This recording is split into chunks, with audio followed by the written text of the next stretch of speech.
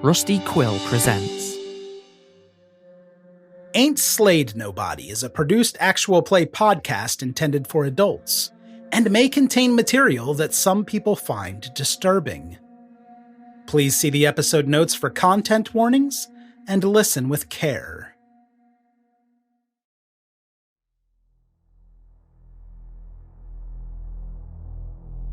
Welcome to this special miniseries with author, keeper of arcane lore, and producer, Harlan Guthrie. Yes, Arthur. Oh, for fuck's sake. Author. Keep going.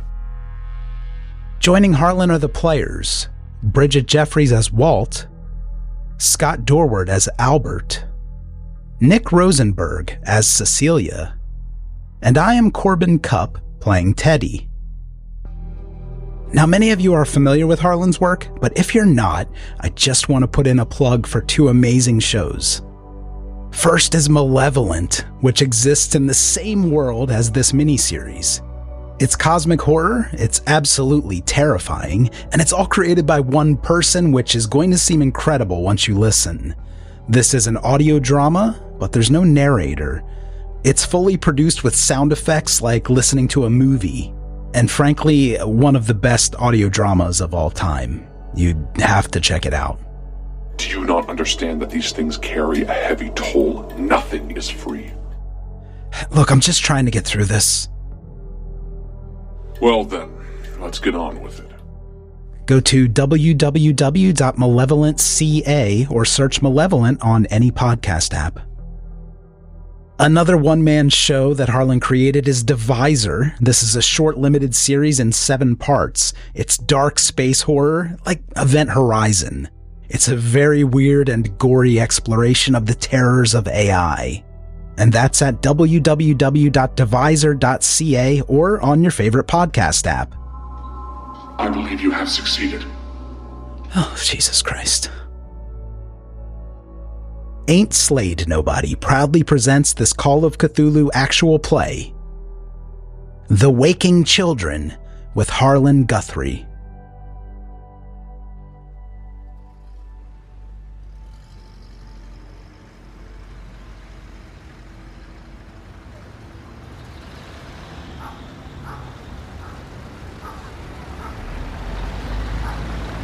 You're standing in the middle of the street as the setting sun lowers behind a 3-story building.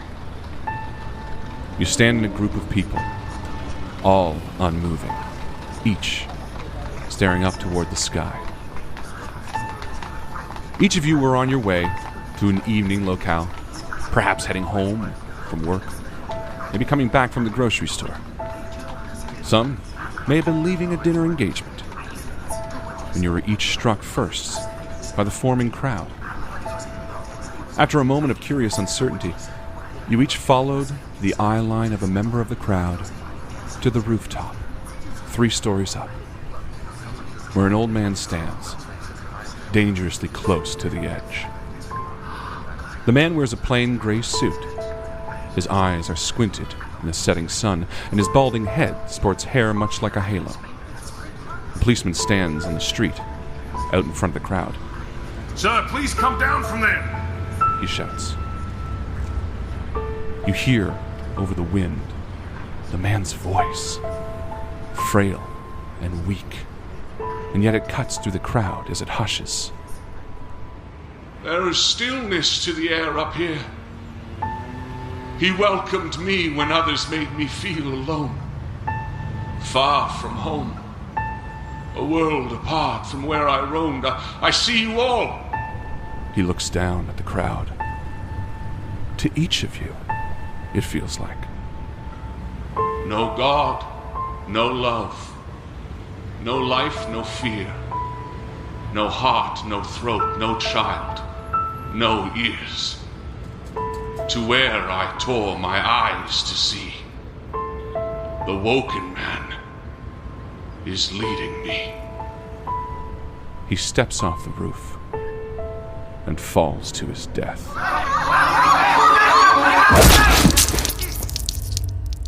Everyone takes 1d4 sanity damage. Oh, wow. That's a good start. Right out the gate. Right out the gate, huh? Good game, everyone. All right. Sunday, December 9th, 7 p.m. The cold December winds have traveled down along the east coast and swept into the cracked and crumbling streets of Arkham. The once energetic city now sits huddled and scared, trying desperately to combat the darkness on its doorstep. The days are short, the nights long and devoid of life. Like cockroaches, the vagrants of the street hide in shadowy corners in the sewer systems which sit like catacombs beneath the splitting stone sidewalk.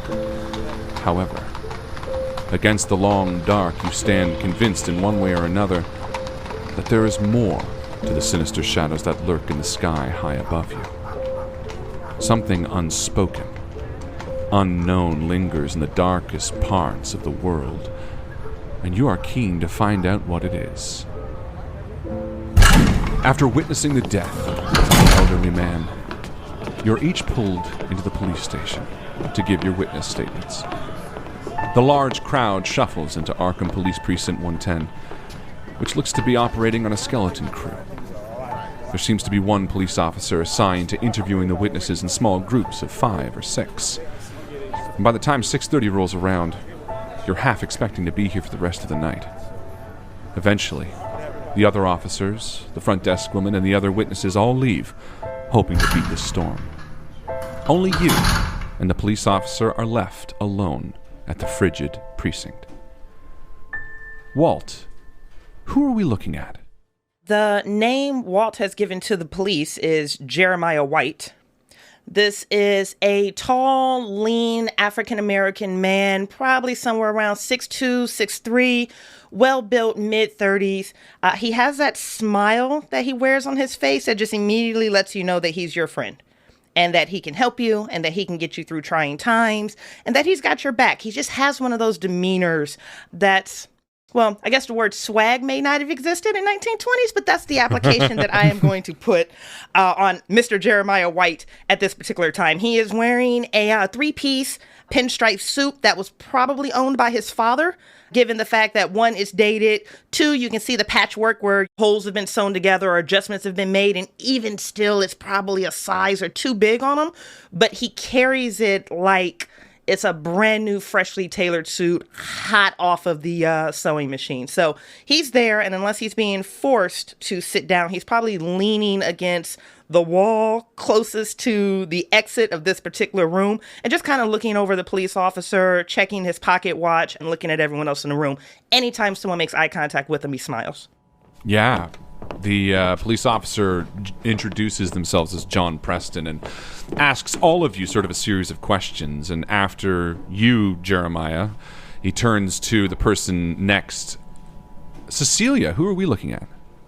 Cecilia Hammond is a 35-year-old nurse. She is pretty average height, probably about 5'5". She has long auburn hair that is twisted up into a neat bun. She was coming back from her shift at the hospital, so she is in her crisp whites, you know, the 1920s nurse apron that I am pulling from media only. I have no idea of the historical accuracy. Oh, it's accurate, I'm sure. Amazing. She's removed her little hat, though, but she sits there. She kind of exudes this quiet calm. She gives off this air of just steadiness, which serves her well in a hospital. And I think that she is also kind of looking around, trying to give a smile, trying to look around and see if anyone seems like they are unsettled or rattled, and just calm them, if not through words or gestures, then just through meaningful eye contact and gentle smiles. Yeah. In fact, you notice sort of 2 of the other people in your group of 4, the last 4 who have been questioned. One of them looks particularly rattled. Who are we looking at, Teddy? Teddy's quite anxious. He's the local florist, and his name's Teddy Bloom, so of course he owns Bloom's Blossoms. You're that Teddy Bloom. That's so cool. He inherited the business from his parents, and he's a portly man, about average height. He has curly brown hair and has an easygoing smile, but right now he certainly is kind of like clenched teeth, nervous, fidgeting in his chair. He has these round wire-framed glasses, and he's still dressed for his floral work. He has a stained apron on, long-sleeve button-up shirt, dark trousers, and he was actually running an errand to the library and then going back to the flower shop when this all happened.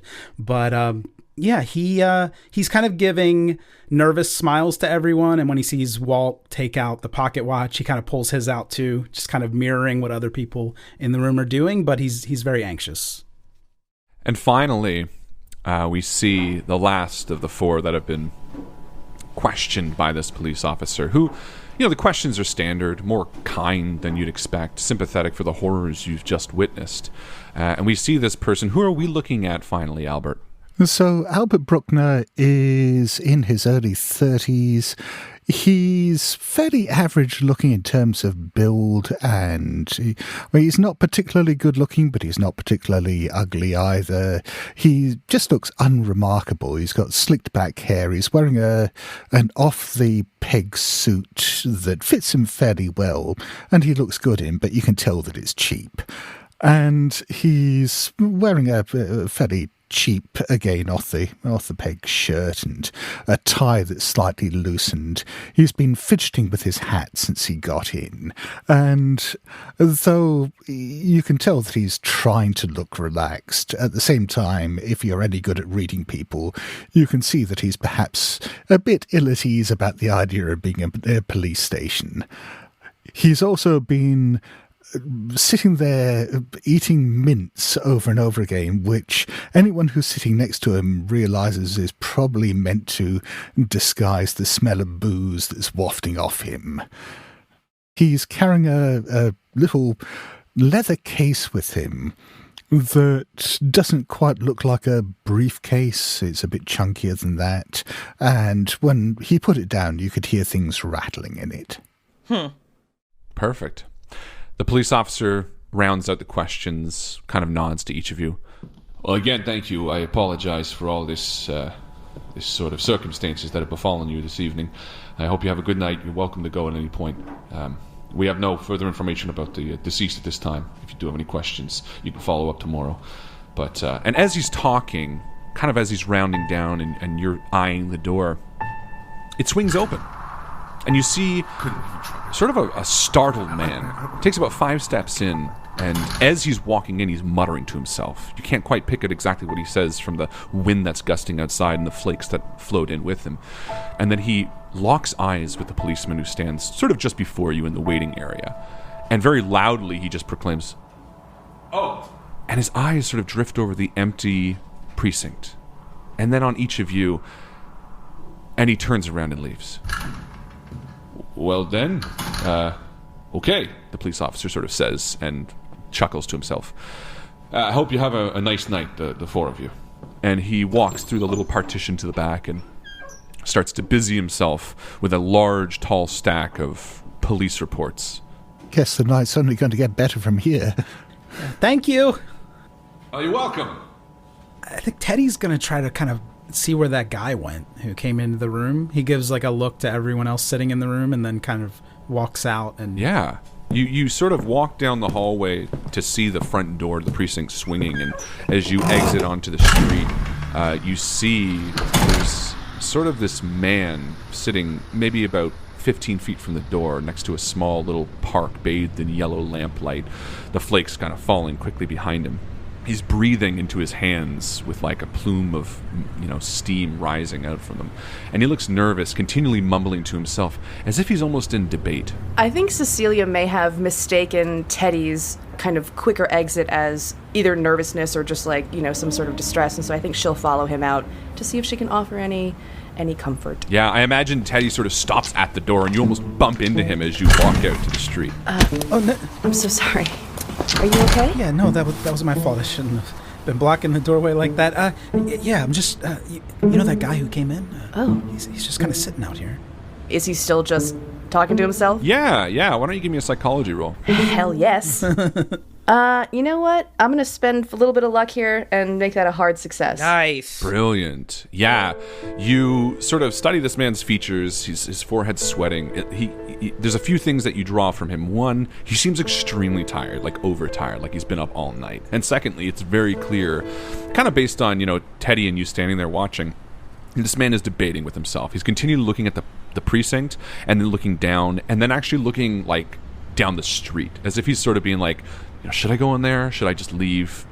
And he's even so far as like standing up a little bit and sitting back down. Meanwhile, back inside, Jeremiah and Albert, the two of you are sort of awkwardly sitting still, maybe looking at each other. Albert's getting up and just sorting out his case and his overcoat and so on, ready to head out. I guess we're free to go, right? I don't know. Gonna be all right if we just leave, right? And he's looking at you as you're speaking, and he's nodding along with you with this very patient look. He's like, yeah, I think we're finished. Come on, let's go. Right. And he's gonna like push open the door and kind of do the gestures like, come on. Yeah. Albert looks at you and gives a nervous grin and says, I don't know about you, but I need a drink. Then he nods and he smiles. He says, are you buying? Yeah, sure. Yeah, there's a speakeasy round the corner. I know the password. Really? Right around the corner? Oh, yeah. I missed that one. Yeah, and the two of you leave, perhaps to head to the speakeasy that, all the police go to. This right one next because door. it's the one next to the cops, it's the best one. It's the one they're never going to knock off. Yeah, and the two of you sort of, again, come outside to see Teddy and Cecilia sort of huddle together under a street lamp. Teddy just kind of glances back at Walt and Albert. Is he still here? Yeah, maybe one of you wants to go see if he's okay. He seemed kind of off. I'll talk to him. I'll go over to the guy and just say, hey, are you all right there, pal? He's sort of startled, looks up towards you. He's a tall, again, tired-looking man. He has thinning hair, and he looks to be in his mid-30s. And as he turns up to you, he says, oh, hello, hi. We saw you in the police station there. Are you all right? Oh, yeah, I mean, and he sort of looks past you to the other three standing under the lamplight. Sorry, I made a bit of a scene there. I wasn't trying to, look, this isn't something you need to interest yourself with. Look, it's all right, Look, we're about to go and get a drink. You look like a man who needs a drink. Yeah, and you see sort of the tension ripple down his shoulders, and with a sigh, he stands up and he's like, well, fuck, I could use a lot more than that. Couldn't we all, pal? Couldn't we all? And yeah, he follows the four of you to the speakeasy, the Junction, as you know it as, Albert. It's a small speakeasy that's down a tight flight of stairs, makeshift stairs that have only been erected in the past year or so. And as you get to the door and you rap on the metal, a small little shutter opens. Password. Oh, shit. What was the password? Password. The password is Gethsemane, right? It's Yosemite. And then it shuts, and the door opens up. Close enough. And you move into this small, smoky little speakeasy. Hot jazz is playing in the deep back, and the four of you walk over to a small table near a roaring fire on this December night.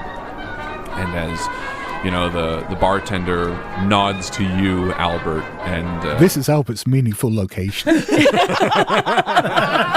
Yeah. The bartender's like, "Oh, Albert, so glad you're back. It's been a long time, my friend. We've been waiting for you." 2 days. It's been like 4 hours.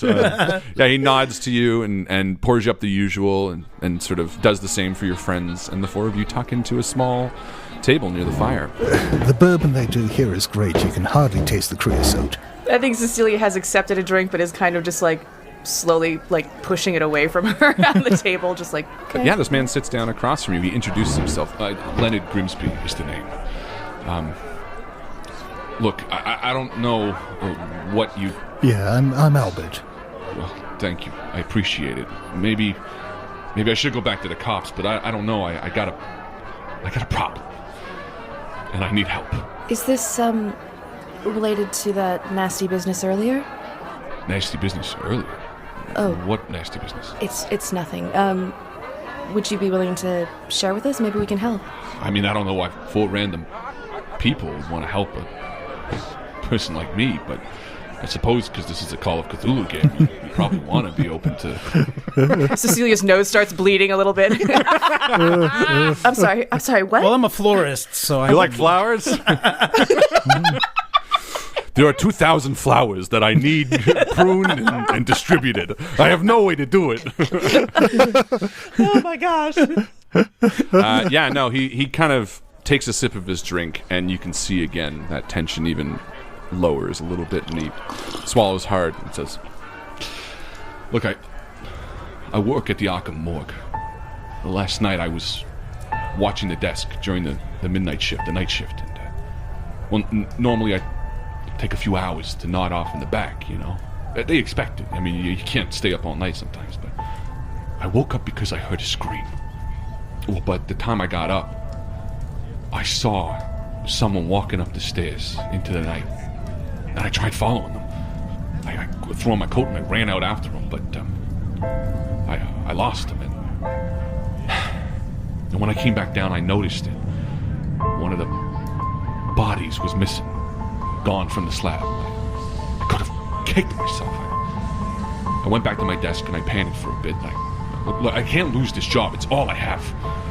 You gotta understand, like, I'm dying here. He takes a drink of his drink. You think someone came in and stole one of the bodies from the morgue? Yeah, right. That's gotta be what happened. I don't know. I hear stories sometimes about, what do they call it, catalepsy? Is that it? Where someone seems to be dead and wake up? I don't know nothing about no cats, but look, someone came in and stole a body. I'm almost sure. Teddy knocks back his whole drink as he was telling the story. I think if he looks like he needs it, Cecilia will push her drink over to Teddy. Yeah, he's gonna nurse that one, but he'll start working on Cecilia's drink too. And Walt is actually gonna lean over where he's cheek to cheek, facing the opposite direction with Cecilia's do you want me to get you something different? Oh, that's so kind. I'm fine. I think it's probably good for me to keep my head about me. He nods, and then he'll look over to Leonard. It's well, what's the name of your missing corpse? Well, I don't know. I didn't check it. I didn't go in there. Are you kidding? I could if they even saw that there were any tampering from me, they would track it back. Well, I don't know. Maybe I didn't think that far ahead. Fuck. And he hits the table a little bit. It's okay. It's okay. Mistakes happen all the time. I'm sure that your record with the morgue is wonderful. They wouldn't just let you go over a simple mistake for someone else's crime. I don't know about that. My record there is fine, but Cy, the other desk watchman, he's fucking got it in for me. I swear to God, this guy is doing everything he can to get me fired. Well, if he finds out about this, I'm fucked. And he goes to take a drink of his drink, but it's already empty. Do you think he stole the body to frame you? I don't think he's that smart. I mean, that's a pretty malicious... Well, fuck, I don't know. Maybe, I guess. Who would want to steal a corpse?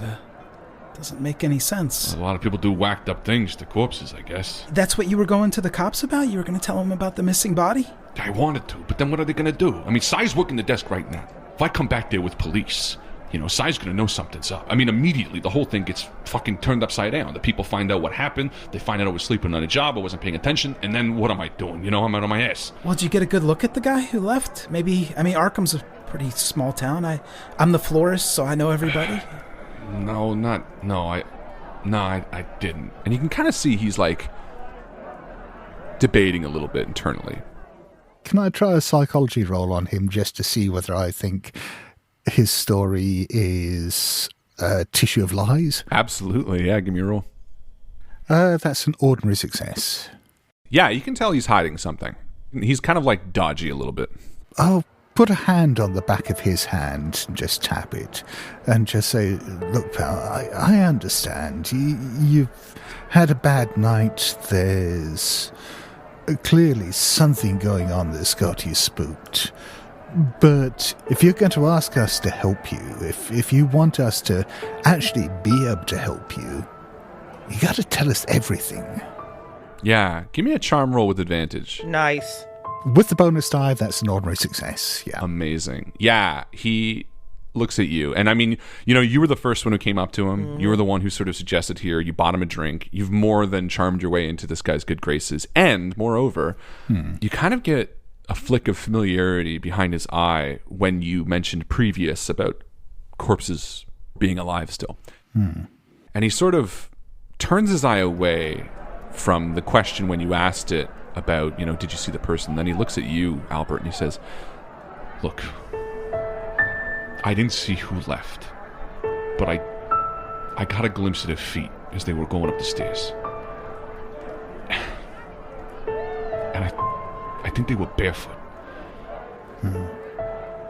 I don't know what that means. Maybe the sicko came in and took off his fucking shoes before he took something, but I don't know.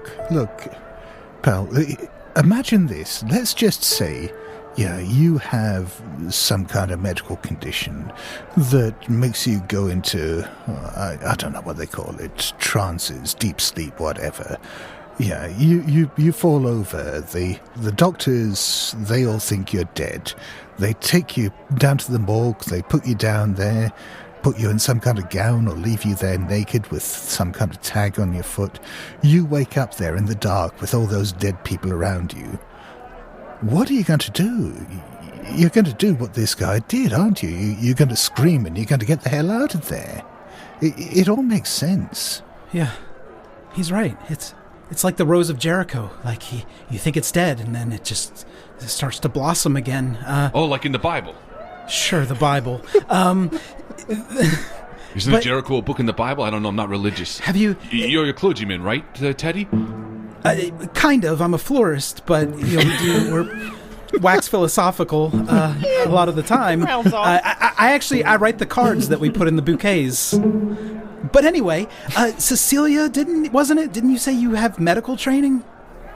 Is this possible? I do, although I think that potentially my access at the hospital might be more relevant here. If someone walked out of a morgue, that doesn't seem like it requires any kind of medical knowledge. Is the morgue attached to the hospital? No, it is sort of like it's in the same vicinity, but it's sort of a separate building with a basement entrance. You've maybe been there when you first joined as like a tour, but it would be pretty weird for you to go in there, and you're aware of that too. Oh, okay. You could absolutely still risk it. You could 1000% walk in and be like, I'm a nurse, and that probably would work on the person in the front, but they would probably file it, and if something went wrong, you would be attached to it. So it really just comes down to how Cecilia would feel about that. Like if Cecilia is more of a timid person versus more of a risk taker, I think that would be the answer right there. I don't think that she feels that this is a moment for risk right now, or like to accept risk right now. So, I don't actually know that much about catalepsy. Is that what you called it, Albert? What's everyone talking about cats for? Yeah, look, I'm not a medical man. Like I say, I work with a lot of doctors. I've seen you at the hospital, haven't I? I go there once a month, see the administrators there and make a few sales. But of course, I thought you looked familiar. I'm so sorry. But yeah. I mean, I've just heard tell of it. So I don't know. Maybe I read it in a story by Edgar Allan Poe. Leonard, were you able to get any information? I mean, did you? No, I didn't go back there, and we're not supposed to as desk people. Which, I mean, it's going to work to my advantage, Yeah. As long as Cy doesn't go back there, then he's not going to know that something's fucked up, and that's what I need help with. I need you to find this thing and put it back. I mean, look, I don't have any money or anything like that, but I mean, I could find a way to maybe get you something. I don't know. My wife's got a nice necklace that hasn't been in the family for a few generations. I could probably hawk that or give that to one of you. Oh, what's it made of? Okay. It's made of this really nice cubic zirconium. It's like this fancy, shiny metal. All right. Yeah, we can probably help you out a little bit here. How would we even go about tracking down this body? Shit, I don't know. Teddy, what we do is we go back there. When are you next on duty, Leonard? I'm not supposed to be on shift until tomorrow. We go back there when you're on shift, and we take a look at the records. Listen, it's going to open tomorrow. It's Sunday right now. Tomorrow morning, the Morgue guys are going to be back in there. The minute they walk through those doors, they're going to see them. And Leonard starts, freaking out a little bit. Then, Leonard, you got keys? They're behind the desk. You tell us exactly where the keys are. Leonard, you're not very good at this. I'm not very good at this? What the fuck did I do wrong? You're trying to figure this out and find the body, but you didn't get the name, you didn't get keys to the morgue. I mean, you're not giving us much to work with here, you know? I couldn't.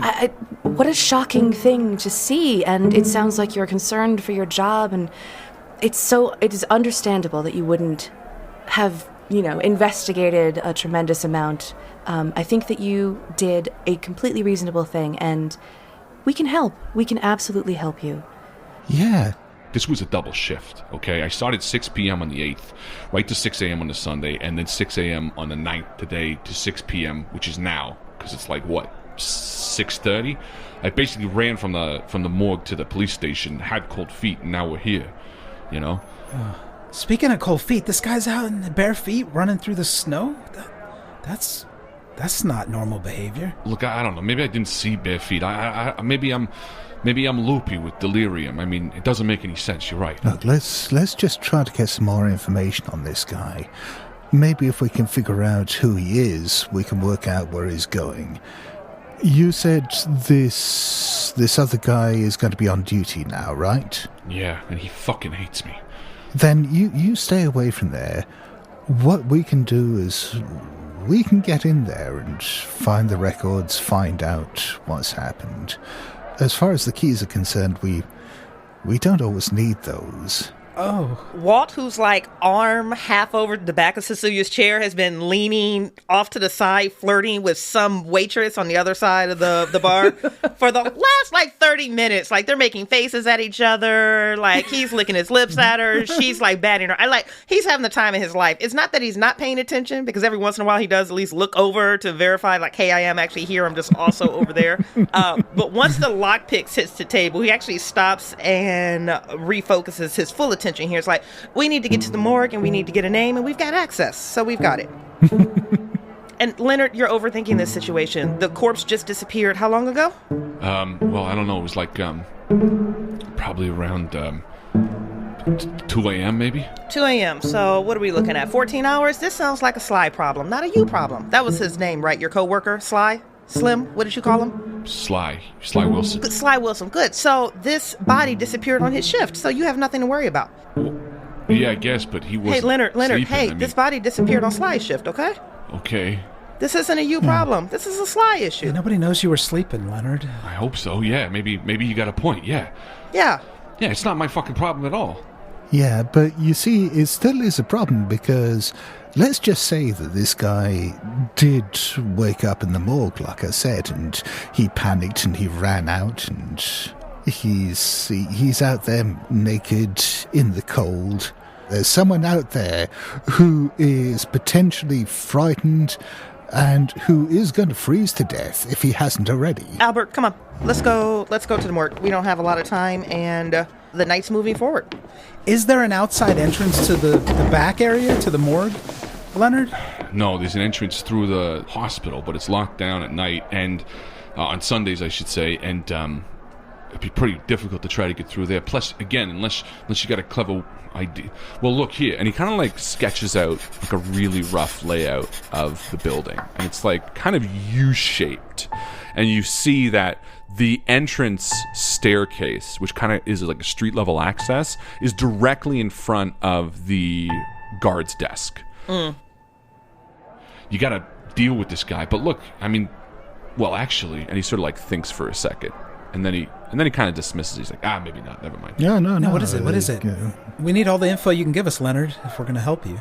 Leonard, you're real good at your job, and I think that the more detail you can give us, the more we can kind of get into your shoes as someone who's just really good at taking care of the morgue and know how to interact with the guards. So yeah, Teddy, give me a roll. No, I rolled a 92. Oh my God! So I have pretty good charm, but I didn't push get there.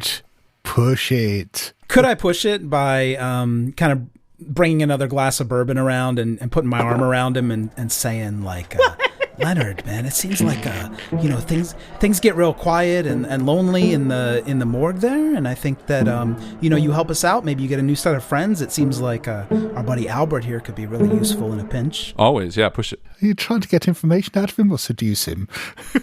Well, it's depends on if it fails. It's a gray area, right? Why not both? Yes, a hard success. Amazing. Yeah, he sort of looks you up and down and like kind of leans in close for a second, and he's like, "Well, look, Sai is real hard on his luck. He's trying very hard to make some money after getting out of prison, so he really needs it. He'd probably take a bribe for sure." Oh, yeah, that's good. Does anybody have money? Looking around the table.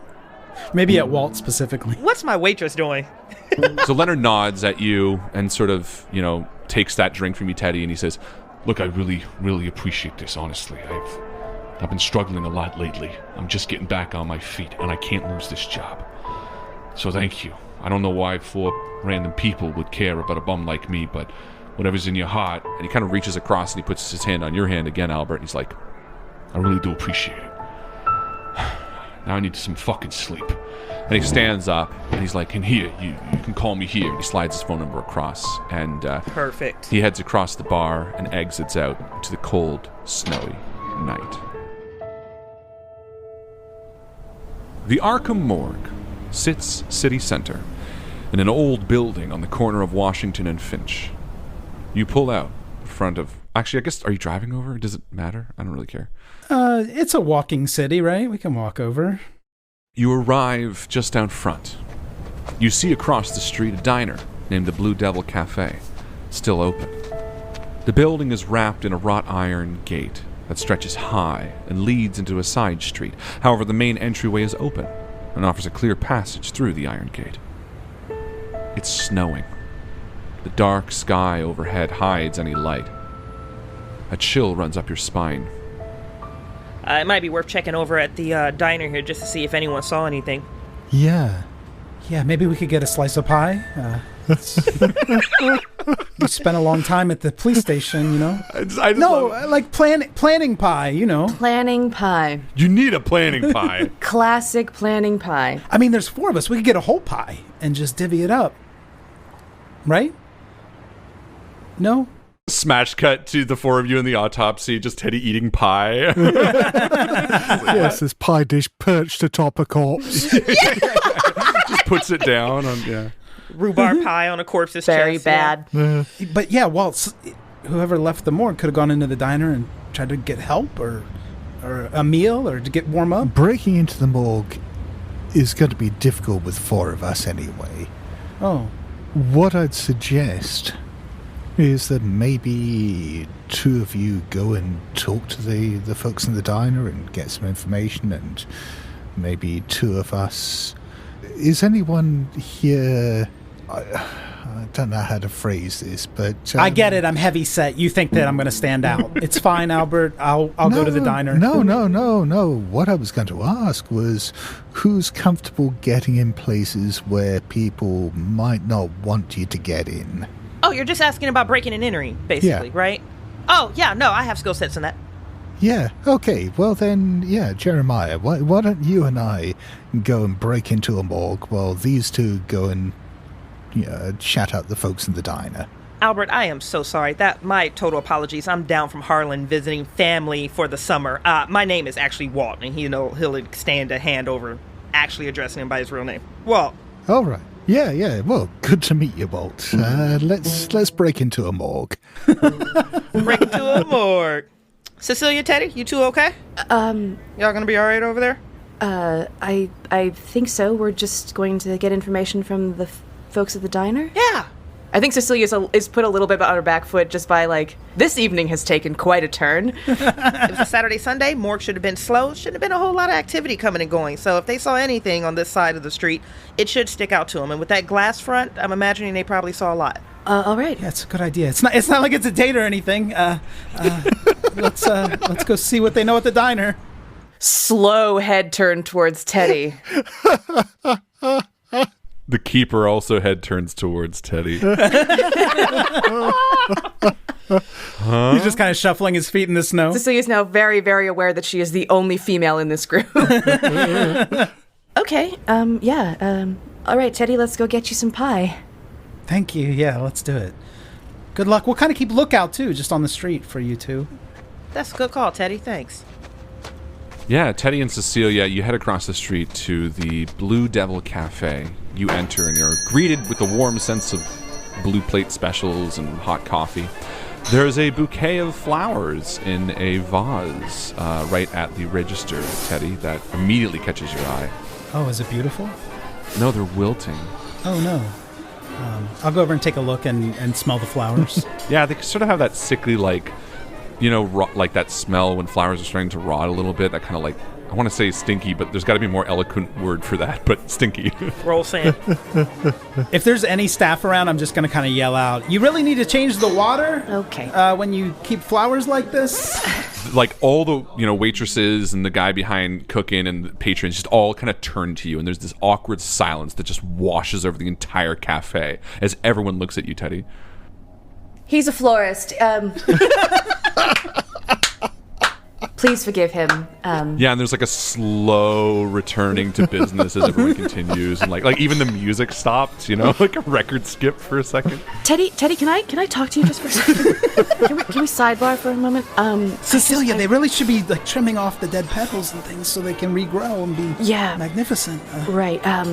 All right. Well, while we try to get the information that we came here for, we can pass that information along as well. All right? Okay. I actually brought like a little packet of flower food too. Maybe we could leave it with them. Yeah, that is a great idea. You just reach into your pocket and pull out, and there's like, they're filled with flour packets, like sugar packets. You like sit down, you put one in your coffee, like it's a whitener almost. Teddy, as you stand there, you see this glass, like, rotating pie platform to showcase all these gorgeous pieces of pie. Jesus Christ. Just staring at it. There goes the game. Cecilia, this is a good diner. We, do you want to share a rhubarb pie with me, maybe? That sounds wonderful. Maybe we can ask our questions first, and then we can have the pie. Okay, I thought maybe if we were legitimate customers, it would be easier to ask questions. But we'll try your approach first. Surprisingly, that is actually a very good suggestion. All right, let's order some pie. And I guess Cecilia will start to look around for like or she'll sit down at the counter. Yeah, let's do the counter. Yeah, we'll sit at the counter. Yeah, the two of you sit down on the counter and begrudgingly seem to slowly be noticed by one of the waitresses. Meanwhile, Walt and Albert, you're standing out front of the wrought iron gate. The morgue sits just opposite, the snow falling slowly, quietly. Walt, just so we got the right expectations going in there, I really do want to help this guy out. And if there is someone wandering around there in the snow, and definitely want to help him. At the same time, you got to understand that breaking in here presents some opportunities, right? I mean, there's got to be, I don't know, personal effects from some of the corpses, wallets, jewelry, stuff like that. It'd be a shame to let that stuff go to waste. We're not really being fairly compensated, so we're going to have to pick it up from somewhere. Exactly. For sure, yeah, same page, same book. As long as we're on the same page. Albert, I'm here for you. Right, so we're going to case the fuck out of this place. He'll dip his hat and head the opposite direction. If we're doing exterior recon, he is on it. Yeah, you walk around the wrought iron gate, you find like an open entrance, where like cars would go in and go out. They have a night watchman, so they're not particularly worried. In the morgue, I mean to say. So yeah, you find a pretty easy mode of ingress through the open gate. Okay. Do you want to do the whole skullduggery thing, or can I just go to the front desk, distract the guy, pay him, and you go and do what you need to do? I'm happy talking my way into places I'm not supposed to be to. He tips his hat in respect. All right, let's go find Sly. Albert, Walt, you kind of enter into the, like a parking area, which is all dotted in freshly fallen snow. There are no footprints leading in or out of the stairs that seem to descend towards the morgue. And as you see these stone steps that lead down, illuminated by a green, buzzing, flickering lights, you feel an eerie chill in the December air. And you head down? Oh, yeah. So you head down the steps and open the large double doors to enter the main hallway of the Arkham morgue. to see an older man sitting at the front desk. He sits with a folded newspaper in his hands, licking the tip of his lead pencil every so often, and scribbling into the Arkham Gazette. Oh, thank God there's someone here. Look, you got to help us. You got to help us. My aunt Dorothy, she got brought in here earlier. She got hit by, I don't know. We heard she got hit by a tram, but I don't know what happened. And we just got to see her. We just got to check that it's her. When the police gave a description that didn't make any sense and they weren't any help to us, and we just got to get in there and just check to see that it's her, right? We got to see that it's her. His eyes don't move from his paper, and you hear him go, mm-hmm. Yeah, look, I know how this works, buddy. I know how this works. And I'll put a couple of dollars down on the table.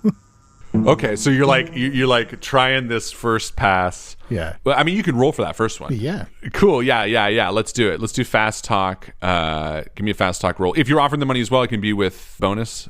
Okay, I've already rolled an extreme. Oh, brilliant. So that's 0-4 on 70. Amazing. Yeah, he never diverts his eyes from the paper. And at first you kind of think it's like rude, but then as he leans forward and unhooks a key from the underside of the desk, you kind of start to realize that it might be purposeful. He slaps the key on the top and in one swift motion slides the money back towards him and puts it under. And he just says, 5 minutes. You got it, buddy. And he gets up from his chair and enters a small room to the back, kind of behind the desk, where you would imagine Leonard would have slept. Okay. You know, there's a large glass window directly behind the desk that allows you to kind of see into a smaller room, what Leonard must have looked through when he woke up. But you kind of just see this guy walk back there and chill out. Security is tight at the Arkham Morgue. Honey. Well, that was extreme, and you gave him money, and that's equivalent to like $7,000. He's like, $7,000. $2. Whoa, I'm rich, Mr. Bye. I quit. Cecilia and Teddy, you are sitting in the booth. Teddy, you are halfway through a piece of pie, your second piece of pie, as the waitress is filling up your coffee, Cecilia, once again, and dropping another handful of about 7 sugars onto the counter for you, Teddy. Does she have a name tag? Jessica. Thanks, Jessica. I really appreciate it. My friend here loves pie. No problem, sweetheart. Oh, I'm sorry, Cecilia. Did you want a fork? You know what? It looks so good. I think yes. I think I would love to have some. Oh, good. I'll stop using my hands then. Jessica, can we get a fork when you have a chance? Jessica, looks, doesn't make eye contact with you, Teddy, but she's like... Of course, sweetheart. She, walks over and grabs a third fork for the 2 that your hands are sitting on top of. And, your forearms are just, on the fork that was meant for Cecilia and the fork that was meant for you eating the pie, and she puts a third one between them. Cecilia, should we ask her? Do you want me to ask her? No. I got it. I've got this. Thanks. I think if Jessica's still kind of hovering. Yeah. Excuse me. I'm so sorry to bother you. I wonder, were you by any chance working here last night? Oh. Early in the morning, actually. My shift started at 6 a.m. this morning. Is there any chance that someone who was working around 2 in the morning is still here? Someone that we could maybe talk to? Oh, unfortunately, no. Deborah was working the night shift, but she left at 2 this afternoon. Is there something I can help you with, though? Did you lose something? You know, we're trying to locate somebody who was, we think, coming out of the morgue sometime around 2 a.m. And, we're a little worried about them. They're just wandering around and probably need our help. Coming out of the morgue? Mm-hmm. Well, it's funny you should say that. Deborah mentioned early morning that she thought she saw someone coming out of the morgue as well. She thought it was odd. Said it was a young-looking girl. Oh. Did she say how young? Oh, not that young. 15-year-old, perhaps. Around there. And she, leans forward and wipes a spot of pie off of Teddy's cheek. Oh, you're a sweetheart. You just smell like pie and alcohol. A man after my own heart. Thank you. He gives her a big grin. You thank you. Yeah. Do High and booze, all right. Could we call Deborah by any chance? Or do you have a phone here at the diner? Well, she's working again, the 2 a.m. shift. I think she's probably sleeping, sweetheart. But I promise she didn't reveal that much. She said the young lady walked out of the morgue. It looked frightfully chilly. By the time she got outside to see if she was all right, she had, up and skedaddled. Huh. Oh, did she say which way down the street she went? Well, east of here, I suppose. But you know Arkham lies east, so... Yeah. Hell, it would take a whole day to walk across the city. Yeah, it's a walking city. It's a walking city, that's right. That's what I always say. Just because I said it earlier. That's what I always say. I always say, do you want to drive? And they say, It's a walking no, it's city. a walking city. I said, well, I'm not walking all day with these. I'm wearing high heels all day. And they say, well, it's a walking city. We're going to walk in the snow. Yeah. It's a walking city. No, that's It's good. a walking city. Yeah, one more thing, Jessica. Paper whites. I think if you just got some paper whites in here, they really don't require that much maintenance, and you wouldn't have Mr. to Bloom, get I'm going to tell flowers. you again, like the 5 other customers told you, stop talking about flowers, no one cares, and put your damn pockets to yourself. That's a saying we have around here. Like a Christmas cactus, since it's December, succulents. All right. Do you know how expensive a Christmas cactus is? It is What? $1 whole dollar. That's equivalent to $7,000 today. He's going to take a card for the flower shop out and hand it to her. I can give you a really good deal. It's important. I'll put it with the others. She takes the card and puts it in the stack of 5 others you gave her. Like, they're just like, like over the last 10 minutes, she's been giving her like things. She's like, Okay. It's great. That's good. Well, Cecilia, don't you think we should tell the others that we're looking for a teenage Sorry, I girl? can't hear you, dear. You whispering to me or your Oh, friend? yeah. Jessica, I'm so sorry. Yes. Oh, no worries. We're... No worries. Bye. she walks We, away. okay, bye. Oh, sorry, still? And she comes back. No, just, My favorite NPC ever. we might actually drop back by, when Deborah, is that who you said saw this girl? Deborah. Yes. Deborah. Yes. Deborah. She prefers Deborah. But yes, she'll be working at around 2 a.m. Well, if you're up that late, I mean, it's a late night. It's already looking like the storm is going to get worse. She looks outside. It's not like 8 o'clock now, and you can see like the snow is falling thick all over the ground. Well, I think... But if you want to come back, of course. Yeah. How about I leave your number, and I can have her call you? Oh, that would be wonderful. I think I'll leave a number for the hospital. No, don't worry about it. I have 5 cards with your number on it. Amazing. Actually, gestures that's to the stack. Teddy's number.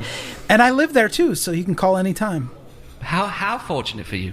If you could, if you could just tell Deborah that any information that she remembers would be helpful. It's just we're afraid that this young girl is confused and alone and in danger, and we want to do whatever we can to make sure that she's safe. Deborah felt the exact same way. I appreciate that. And you're obviously a kind person. I see that you are. Well, aren't you dastardly chilly out there? Without a coat? Or are you wearing a coat? I didn't ask. Is that the coat next to you on the chair? Why, I didn't see you. We left our Yes. coats at the coat rack up front. Okay. Oh, that's so nice. Okay. Well done. She's going to steal that one that's on the chair. Somebody left it behind. You take care of yourself. Thank you, Jessica. Thank you. We'll come back after we go dancing. Oh, don't Not worry like a about date, it. but- Yeah. And she continues Yeah, and okay. busies herself with other customers. Teddy, That went well. yeah, it did. It did. I think you made quite an impression, and that we should go. While it's still like a fresh, positive impression. I think so, yeah. Okay. Or before it gets any worse, I suppose. Well, we could, yeah. I wish we could have tried the peach pie. This was kind of mediocre. Okay, maybe we can come back for the peach pie. Let's go. Let's get our coats off the coat rack. Yeah. Off the coat rack, specifically. Even Yeah. after Jessica wipes his face, Teddy somehow has more pie on his face, and so Cecilia will just like clean that off for him. Okay, there we go. Well, he kind of ran his finger around the tin. Yeah. Before they leave. Amazing. Yeah, and the two of you head out into the snowy night. Albert and Walt, you're sort of just about to enter the back when you see a set of footsteps walking down. At first you sort of tense up, and then you see Teddy and Cecilia sort of joining you from the morgue entrance.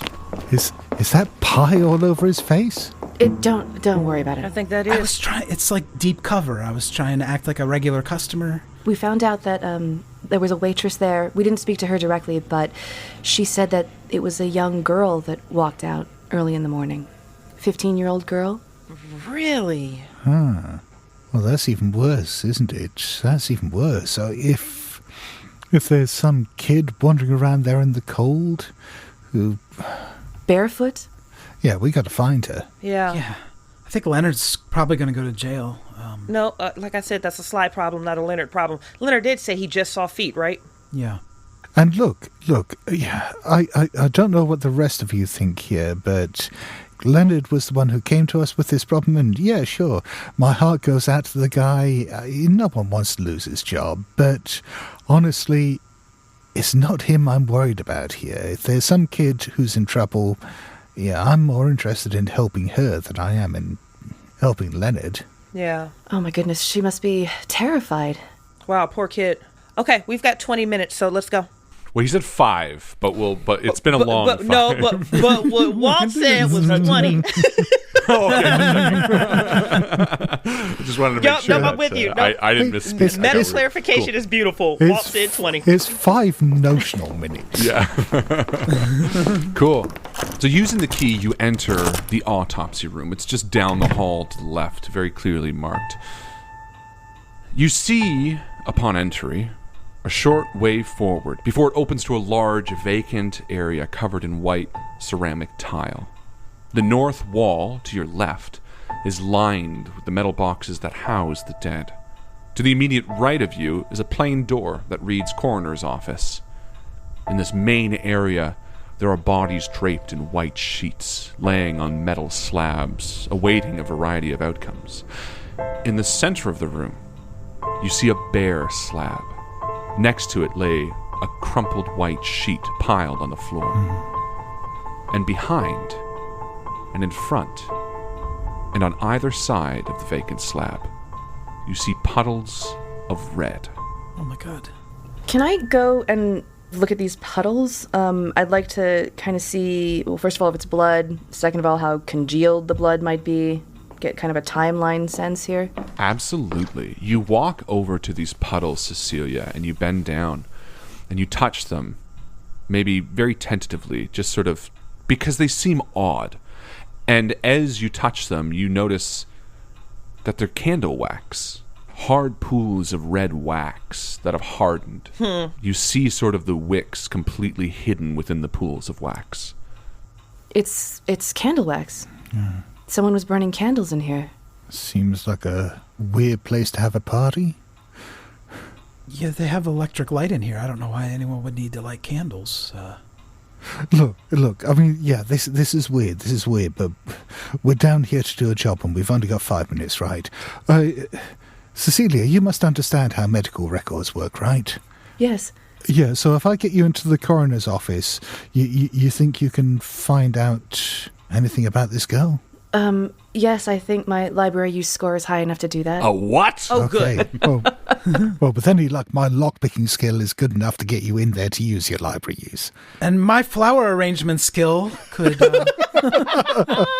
Yeah, Teddy, give me a roll with flower bonus. Just add that to your outcome. we call it flower power. Cecilia picks up the shiniest, dull, like unsharpened thing in the room. Teddy, look. It's a bedpan. And like, tosses it into a corner. Look. It's, oh, come on, Cecilia. And then he's going to follow the shiny object. Squirrel.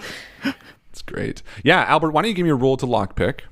I got 09 under 60, so that's an extreme. Ooh, Damn. Well done. Wow. hat. That's fantastic. So you swing this bad boy open silently, perfectly. You make no marks. And in fact, you can relock it with ease. Like you're like, oh yeah, I got this. And you see this, Cecilia. You see Albert do this with the deft and precision of a master locksmith. Albert, what is it that you said that you do? Traveling salesman, you got to understand that, yeah, sometimes getting your foot in the door isn't enough. You got to unlock the door before you get your foot in there. And that string of murders that a traveling salesman had committed. I think Cecilia's kind of teasing through like what's metaphor, like what's literal, and then she just will let herself into the office and start looking for a filing cabinet, I guess. Yeah, this office is filled with filing cabinets. There's a desk there with papers strewn about, a small desk lamp. You know, this is clearly where the coroner would be. You quickly deduce that this is a Dr. Nolan Evans. You see a nameplate on the desk. And, why don't you give me a library use? Meanwhile, Teddy, what are you doing outside? After he realizes that the shiny object wasn't anything relevant, he's going to go back to the table, the empty slab, And he's worried that the team doesn't feel like he's useful right now. So he's going to try to take a closer look at the table and maybe even pull the sheet up and see if there are any other clues about the girl. Yeah, give me a spot hidden. Okay. Cecilia, how'd you do? I got a hard success. Well done. Amazing. Yeah, you start rifling through the cabinets, and it doesn't take long before your eyes slide onto the actual desk to realize there is still an autopsy report on the desk. Teddy, how did you do? I have an ordinary success. Teddy, you are feeling useless in this party. You're feeling a little bit down, and yet your eyes fall upon a small brown wallet sitting on the floor just under the sheet, unlike any of the other objects in the room, as if it was dropped. Okay. I want to look through that before Walt notices it, because I'm worried that they're going to take it after seeing what they're up to. Yeah, Teddy, you scoop it up and you flip through it, and you see that this is a wallet that belongs to someone named Eddie Horton. It has their address, 23 Main Street, and it seems by their identification that they're also pretty youthful looking, maybe 15, 16, maybe 17 years old. Okay. The autopsy report reveals that there was a 15-year-old girl named Leanne Paddock from 115 Birchcleft Crescent, whose body was found in a bathtub. Her father, Arthur Paddock, was the one who notified. She had brown hair, brown eyes, 95 pounds, 5'11". The marks and wounds section reveals that she had a small birthmark on her upper right thigh, about 2 to 3 inches, and it seems like the probable cause of death was suicide. The report seemed to be filled out December 9th. Yeah. Cecilia's probably reading out some of these facts. What, you're saying, what, this girl killed herself? What, she cut her wrists, right? It looks that way. Yeah, I mean, she had to be alive, though. I mean, maybe she lost enough blood that they just thought she was dead, and... You're the nurse. You tell me how this works. I mean, you must have seen someone before who you thought was dead who made a recovery, right? I mean, I've seen patients in comas, but they still have, a heartbeat. It would be hard to mistake them for actually dead. What was the alternative? That she was dead and she got better? Walt, you're moving around the room, sort of just looking for spare trinkets here and there. When your eyes fall upon the wall that's sort of against the coroner's office, the wall that's opposite the slab that you see Teddy poking around, the one without a body on it, and you notice sort of sprayed against the wall is blood. It's sort of that dark, air-colored, much darker than the bright red of the candle wax. It's very faint, and at first you wouldn't be surprised if no one else noticed it, but you, with your keen eyes, sort of poking around, trying to make use of everything you see around, very clearly see it against the white ceramic. Hey, Teddy, you seeing this? Oh, no, I didn't find anything. What? Seeing what? Teddy. Seeing what? Teddy, what did you find? Look, well, I found the wallet, but don't get too excited. I think it's like a clue wallet, not like a steal wallet. Does that make sense? It doesn't, but it makes sense to you, and that's what's important. Show me the wallet and look at this wall. Because it was right next to the slab here. So I think whoever was on the table or whoever stole the body dropped the wallet right here next to the slab. It's Eddie Horton. Mm-hmm. I don't know. It looks like a young kid. I don't know. You can do whatever you want with the wallet, Walt, but we got to find this kid and figure out what the fuck happened. Okay. Pardon my language. Hey, nope, I agree with you, Teddy. He is trying to empower Teddy by putting the ball back in his guard. Nope, you're right, Teddy. I completely understand that. That makes sense. Yeah.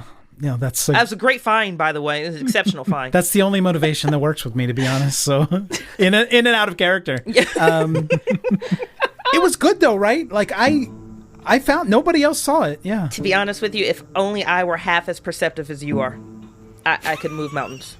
Yeah, I mean... Do you want to check out this wall that I found? Inspired by your finding this? Sure. He's kind of like acting like he's going to humor Walt. Sure. Yeah, we can take a look at the wall. Okay, we're going to...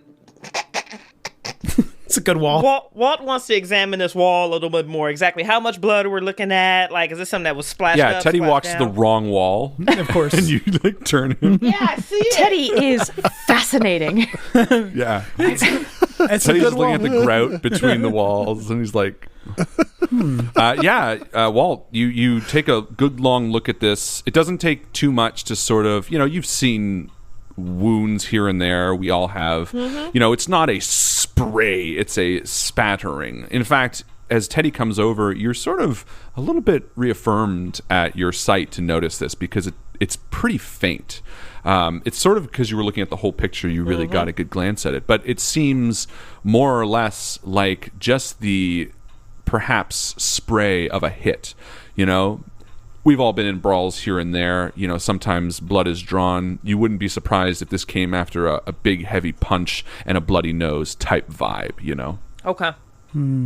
Meanwhile, Cecilia, Albert, you're still in the room. You kind of give a peruse over everything. There doesn't seem to be anything else of note in this room that jumps out. Albert's not necessarily looking for clues, but he is looking for valuables. I think you open a drawer. You see a nice pen. It says, "To my loving daughter, on the day of my death, I bequeath it to you. Please never sell this. Don't lose it. If someone's stealing this, you're a jerk." It just says all that in the pen. Okay, that's going in my pocket. It's a big pen. It's a novelty-sized pen. Really cramped handwriting. Oversized pen. really, really cramped. No, yeah, you find a gorgeous pen, probably like a gift from school, and a few other odds and sods. This being a coroner, there's got to be a bottle of booze hidden around here somewhere as well. Oh, absolutely. Yeah, the bottom drawer, you open it up, you're kicked in the leg with a half bottle of Maker's Mark. That's going in my pocket as well. Perfect. Are you going to take that? Looking at the pen. Which has just gone into my pocket. You're okay. Only that we're compounding the number of crimes that we're committing here. I wonder if... Yeah, you see, that's the thing about crimes. If they catch us, they're going to charge us with something anyway. So, we might as well make the best of it, right? How much do you think we could get for that paperweight? The paperweight is like a picture of a child. It's like a painted rock, and it says, "I love you, mummy." At least 50 cents.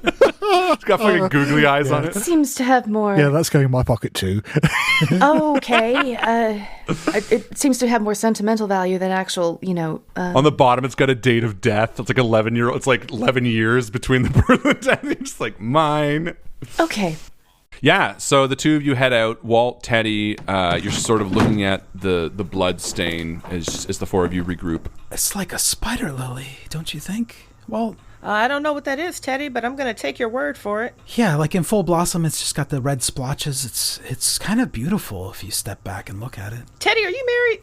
I'm not. This isn't like a date. Walt, I was just admiring the spatter here. Thought it looked kind of interesting. Okay, maybe we could check up with Cecilia and Albert and see what's going on. As they're coming out, he will at least address Albert. How'd you guys do? Cecilia found something weird. We have a little more information, but I'm not sure it makes a lot of sense. The girl's name was Leanne Paddock. Is. Her name is. Because she got up and walked out of here. There ain't no was here. Yeah. True, yes. It's strange because apparently she committed suicide and her father found her. Oh. And then a series of medical professionals would have had to declare her dead for her to be brought down here. Just a seedling. Maybe there was a home address. We could check in with the father and try to figure out maybe she went back home. Yeah. Yeah, we gotta... even if she's not there, her father's got to know, right? Maybe some of her favorite places she'd hide. That's a good idea. We just have to be really tender with this, so if you want me to take the lead on the conversation, just let me know. Wow, that wasn't where I was going. Hey, you said the girl's name was Paddock? Yes. Yeah, Leanne Paddock. That's not the last name on the wallet. Teddy? Yeah, we did. We found a wallet. I found it, but we're a team, I think. So we found Eddie Horton is another teenage kid. We found his wallet right next to the slab over there near the candle wax. What do we think happened here, by the way? looking at the wall, it looks like someone took a really nice right hook to the face. Yeah. And he's going to point out to the blood. So I don't know if there was a struggle or how Leonard missed that. As the four of you are like standing sort of just in the center of the room talking, why don't you all give me a spot hidden roll? You're sort of just casually looking around, chatting, scanning the room. That's a narrow pass. I failed. Failed miserably. I think I failed barely, but if someone else passed, I'll just let it stay as a failure. Walt made it. Walt passed. Yeah, and as you're sort of discussing this and sort of the seriousness and perhaps the unsettling nature of this is washing over you, Walt, you just look down towards your feet and scuff a little bit to notice that it seems like the ground is dusty, but sort of just in a line. And you sort of back everyone away for a moment and take a look down to see this long line drawn against the white floor. It's almost imperceptible. Okay, what the hell is this then? Yeah. I want to get down on one knee and take a real close look at this kind of powder or dust. While he's examining the dust, can I follow the line? I mean, does it just kind of extend from like one wall to the other? Yeah, Cecilia, you see Teddy get down and you start walking. It's very difficult to see. You're walking this line and then it sort of stops and then it juts off and you continue walking. Teddy, what did you get? I failed just barely. I feel like I could spend luck, but it's much more fun to push the roll. So I think I'd like to push it. I'm going to push the roll I want to get a little of the dust on my finger and then smell it. And if that doesn't give me anything, I am going to just put a little bit on my tongue. Put it in your mouth. Do it. In your motherfucking mouth. Teddy's high on cocaine for the rest of this adventure. And I failed. I failed to push. Yeah, you start licking this like weird substance as Cecilia sort of finishes tracing this line, and as Teddy you sort of cough this taste, which unfortunately or fortunately you recognize. Uh-oh. This is chalk.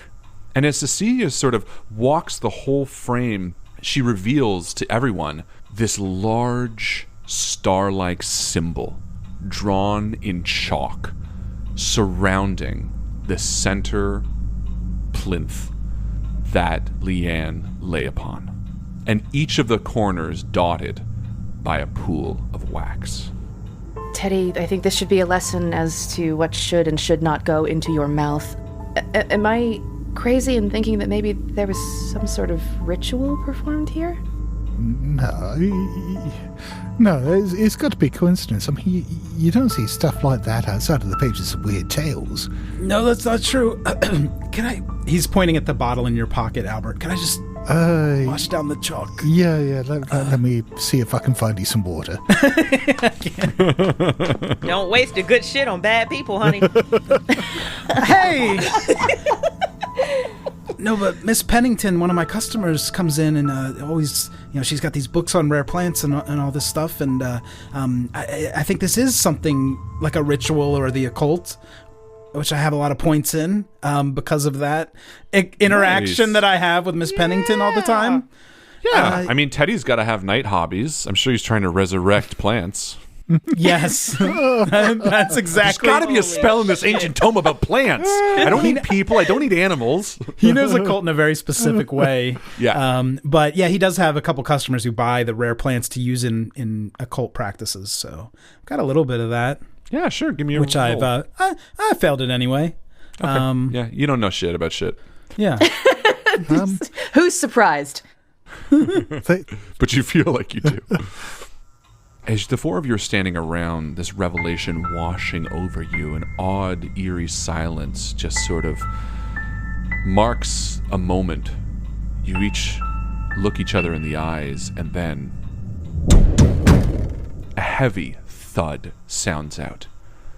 Your heart leaps into your throat. The four of you stand silent, and then the voice, 5 minutes, echoes out from the far side of the wall. I thought it was 20. Yeah, It's look, been about 20. Yeah, pal. Yeah, I mean, 5 minutes is just a turn of phrase, right? out, now. Yeah, we gotta go to the house anyway. It's okay. Yeah. And the four of you leave the autopsy and the morgue and ascend the stairs back into the cold night of Arkham.